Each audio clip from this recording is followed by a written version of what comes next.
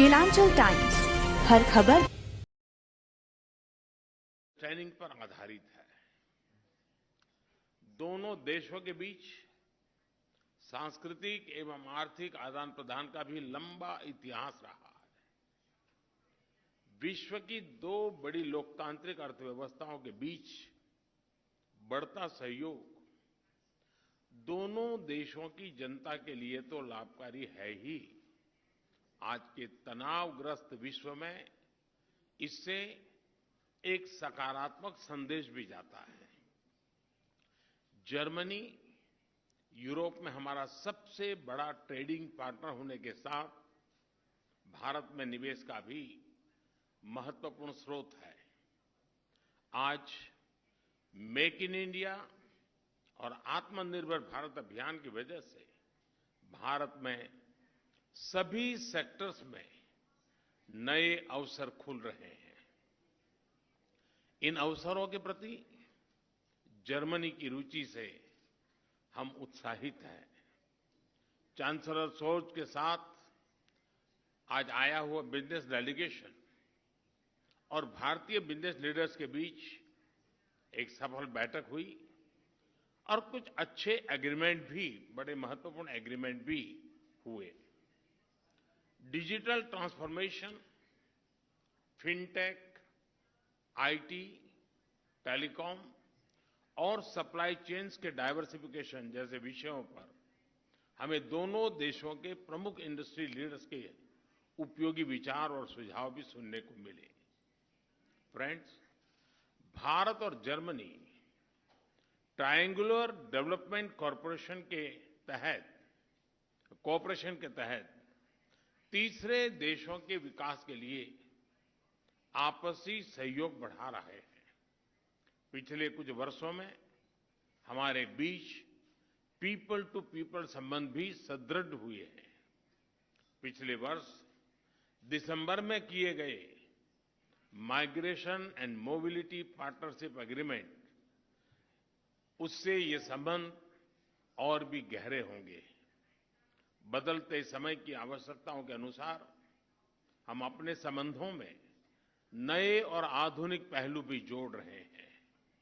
पिछले वर्ष मेरी जर्मनी की यात्रा के दौरान हमने green and sustainable development partnership की घोषणा की थी।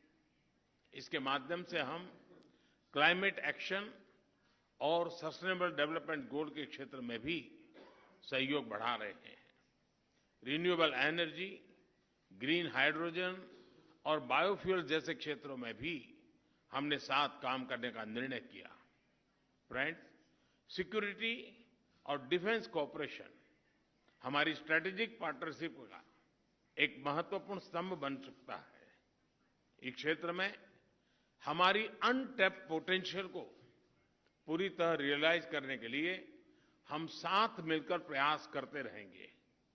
आतंकवाद और अलगाववाद के खिलाफ लड़ाई में भारत और जर्मनी के बीच सक्रिय सहयोग है। दोनों देश इस बात पर भी सहमत हैं कि क्रॉस बॉर्डर टेररिज्म को समाप्त करने के लिए ठोस कार्यवाही आवश्यक है।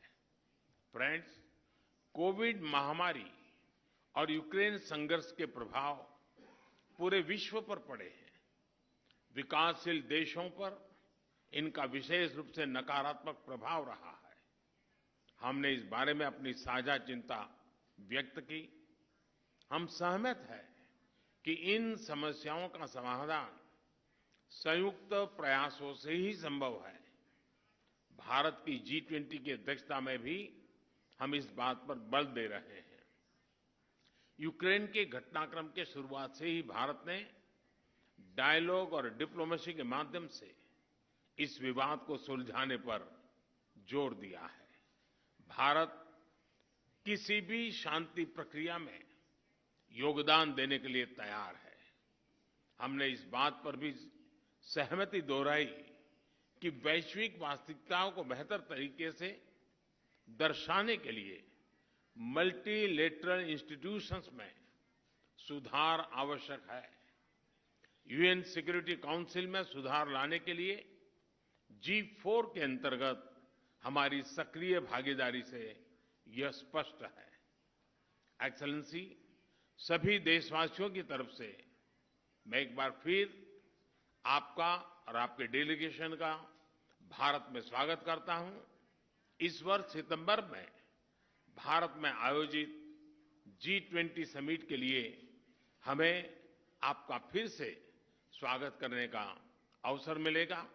आपकी इस भारत यात्रा और आज की हमारी उपयोगी चर्चा के लिए आपका बहुत-बहुत धन्यवाद। Thank you, sir.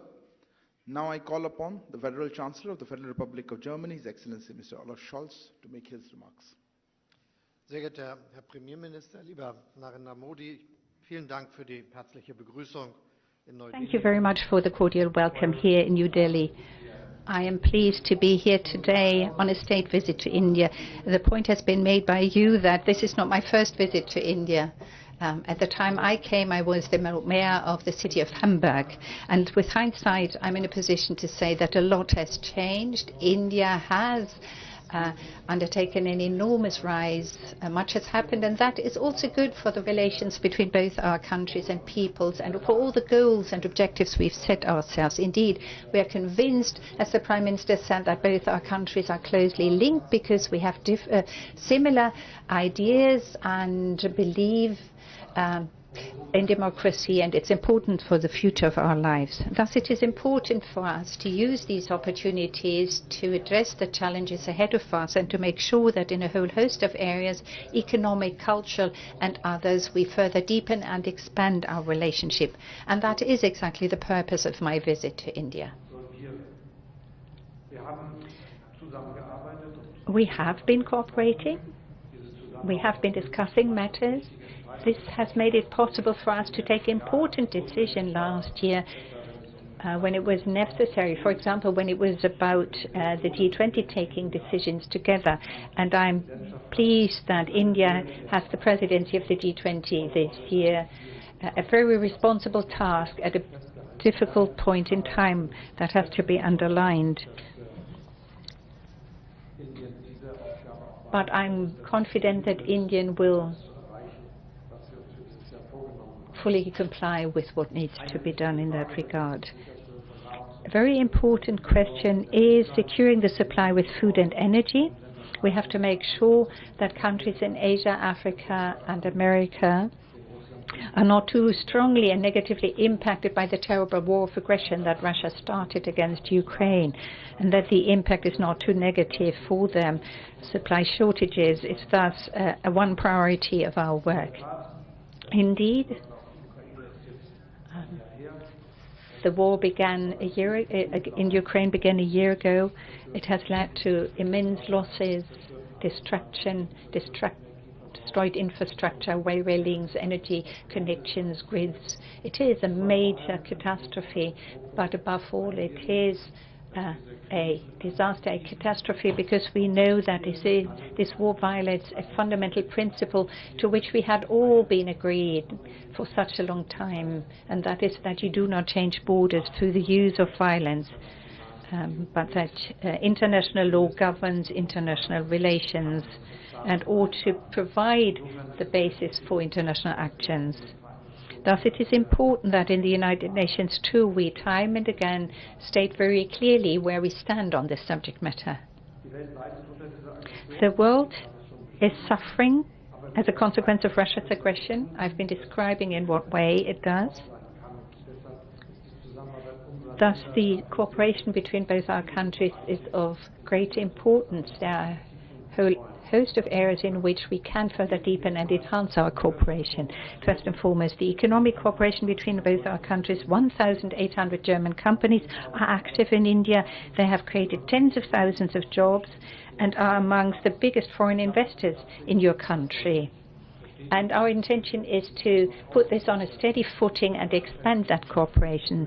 The number of personnel employed here is to go massively up, and the agreements that the members of the business delegations have reached with each other point the way in that direction.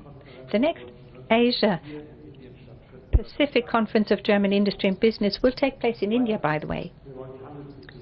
Second, we want to further deepen trade relations between the European Union and India, and this is why both of us speak out strongly for the negotiations about a free trade agreement and investment protection agreement to be speedily concluded. I personally will make sure that this does not drag on. A third important point, research and development. These are important areas. We need talents, we need skilled workers, we need to join up our forces in that regard and make progress together. It is especially important for one area that in my eyes is of the greatest importance, and that is the development of IT and software. There are many very capable companies here in India. We have German companies in India. We have thousands of people employed in these companies. India has so much talent to offer, and we want to benefit from that cooperation here in India, but also with an eye to the with an eye to recruiting and attracting those talents to Germany and employing them there in our industry sectors. The central topic for the future of mankind is, of course, fighting climate change. We've talked about this, and I am very grateful for the very friendly cooperation that we have had so far. It's impressive what we've agreed to in the Indo-German Partnership for Green and Sustainable Development, and how much it has evolved since we agreed to set up this partnership. We have signed agreements and have enormous potential that can be tapped here. It's important in our eyes that we develop this further in the field of solar, biomass, using digital means, using hydrogen, green hydrogen. All of this plays a central part. And this is exactly what we want to focus on. And we also want to develop this at the global scale in the framework of the International Climate Club that we have set up. As the G7 presidency, last year we made sure that this has become a topic on the international agenda, and we want to work together to make real progress. I'm happy to say that the cooperation has been good in these areas, but I would highlight one area in particular, and that is the agreement on migration and mobility. It's still a fairly young agreement, but it has already been very active and has had many consequences. Many skilled workers, qualified personnel from India have seized the opportunity. It's in a way a model agreement, a front runner for what can be achieved at the global level. We take pride in having reached that agreement with India.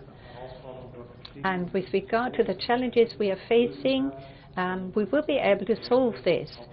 There is an enormous interest in developing these sectors, and with the right skilled personnel, we will be able to do so.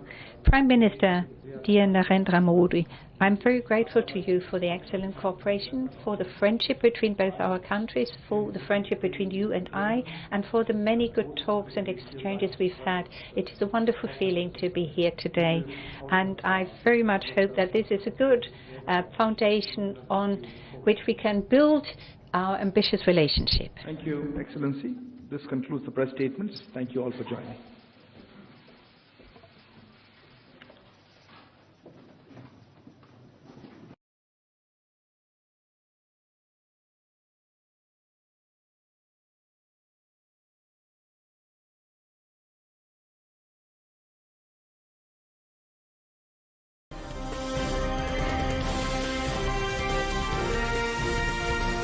Kelanchal Times, हर खबर पर हमारी नजर।